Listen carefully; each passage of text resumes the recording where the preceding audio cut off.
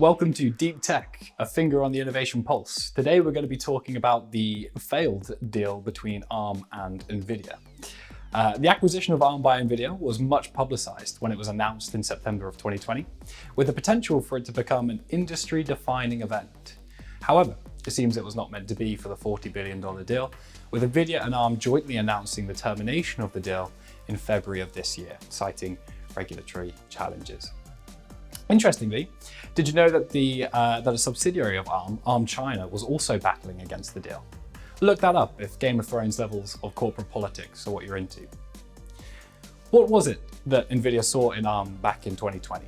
How has the termination of this acquisition altered the development of these companies since? First, let's take a moment to understand ARM's business model.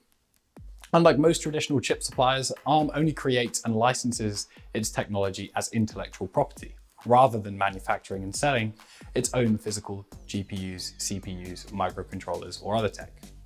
Which is interesting, but of course, it is not unusual for large companies to acquire smaller ones solely for their IP. It's just that in ARM's case, their IP is their business. And you can't say that it hasn't worked. ARM designed chips are present in almost all smartphones, are the tech behind the latest MacBook processors, and are present in some of the world's most powerful supercomputers. We know that NVIDIA was after ARM for their IP, so perhaps it makes sense to start there. By visually overlaying the portfolios of the two tech giants, we can begin to understand where the gaps of one might be filled by the other. This exercise of portfolio comparison often finds its place within a build versus buy analysis. That is it more beneficial to purchase a company with their intellectual property, customers in place, and a ready-to-go supply chain at a premium, or should we focus on developing our own tech in order to diversify? In our NVIDIA ARM example, we see just how nicely these two portfolios fit together, with a large share of ARM's patent portfolio fitting nicely into space not already occupied by NVIDIA.